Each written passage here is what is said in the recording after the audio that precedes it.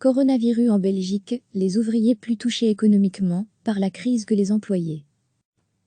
Les résultats d'une enquête menée par le prestataire de services RHSD Works sur le travail en Belgique indiquent que les ouvriers sont davantage victimes des conséquences économiques de la crise du coronavirus que les employés. Cette enquête, qui se base sur des données qui concernent au moins 1 million de personnes en Belgique, révèle que les ouvriers sont plus impactés que les employés au niveau du taux d'activité. À lire aussi toutes nos infos sur le coronavirus depuis février. Le taux d'activité moyen en Belgique a fortement chuté sous l'influence de la crise du coronavirus, passant de 84% à 60%. Chez les employés, ce taux a dégringolé de 85% en février à 66% en avril.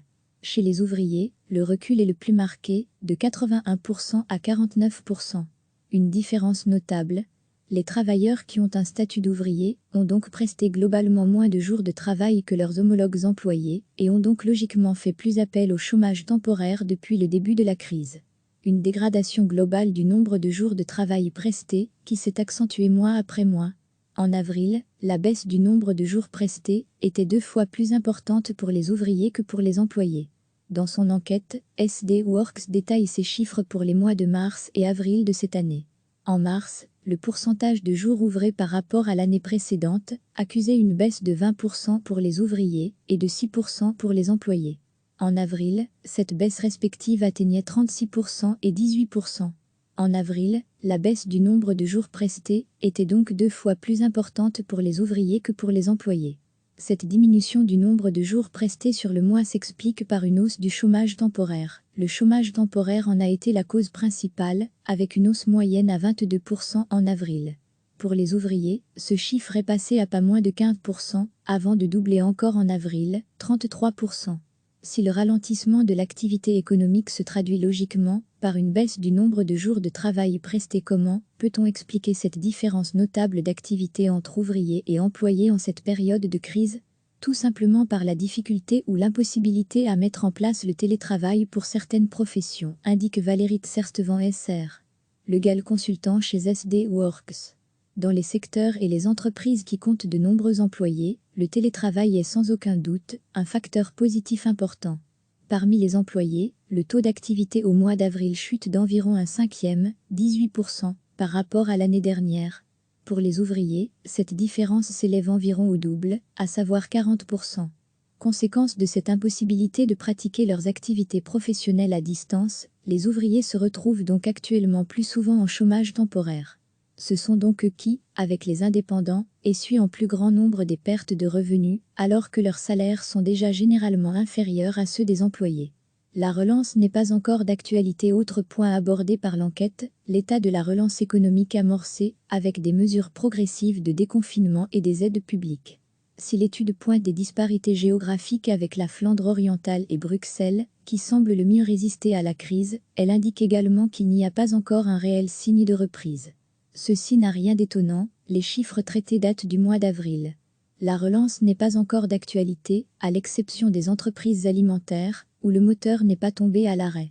Au mois d'avril, il est trop tôt pour observer une relance, à l'exception des entreprises de garage, des services aux entreprises et de l'industrie des métaux non ferreux après les vacances de Pâques. Les entreprises de jardinage, de conserve de légumes et de surgelés enregistrent aussi de meilleurs résultats en avril qu'en mars, précise Valérie Tserstevan. SD Works, qui a mené l'étude, indique qu'elle se base sur les données salariales de près d'1 million de travailleurs belges, dont 1/3 d'ouvriers et 2/3 d'employés, actifs dans divers secteurs et entreprises de tailles différentes.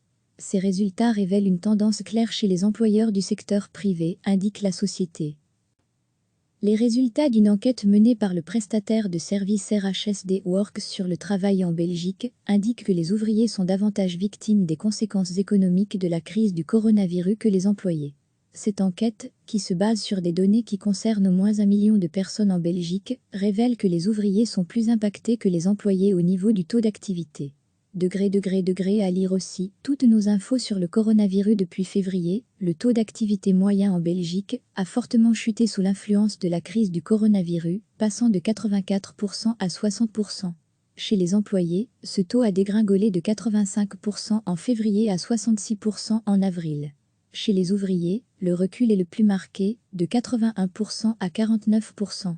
Une différence notable, les travailleurs qui ont un statut d'ouvrier ont donc presté globalement moins de jours de travail que leurs homologues employés et ont donc logiquement fait plus appel au chômage temporaire depuis le début de la crise. Une dégradation globale du nombre de jours de travail prestés qui s'est accentuée mois après mois. En avril, la baisse du nombre de jours prestés était 2 fois plus importante pour les ouvriers que pour les employés. Dans son enquête, SD Works détaille ces chiffres pour les mois de mars et avril de cette année. En mars, le pourcentage de jours ouvrés par rapport à l'année précédente accusait une baisse de 20% pour les ouvriers et de 6% pour les employés. En avril, cette baisse respective atteignait 36% et 18%. En avril, la baisse du nombre de jours prestés était donc 2 fois plus importante pour les ouvriers que pour les employés.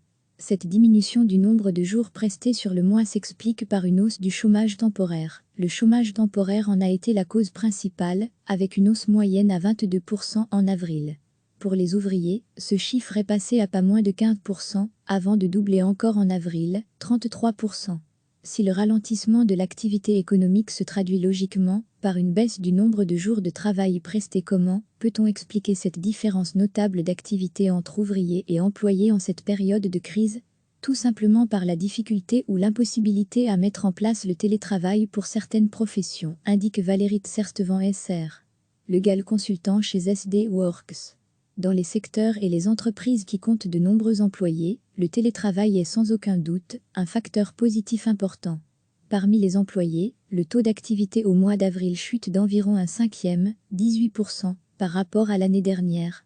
Pour les ouvriers, cette différence s'élève environ au double, à savoir 40%. Conséquence de cette impossibilité de pratiquer leurs activités professionnelles à distance, les ouvriers se retrouvent donc actuellement plus souvent en chômage temporaire. Ce sont donc eux qui, avec les indépendants, essuient en plus grand nombre des pertes de revenus, alors que leurs salaires sont déjà généralement inférieurs à ceux des employés. La relance n'est pas encore d'actualité. Autre point abordé par l'enquête, l'état de la relance économique amorcée, avec des mesures progressives de déconfinement et des aides publiques. Si l'étude pointe des disparités géographiques avec la Flandre orientale et Bruxelles, qui semblent le mieux résister à la crise, elle indique également qu'il n'y a pas encore un réel signe de reprise. Ceci n'a rien d'étonnant, les chiffres traités datent du mois d'avril. La relance n'est pas encore d'actualité, à l'exception des entreprises alimentaires, où le moteur n'est pas tombé à l'arrêt.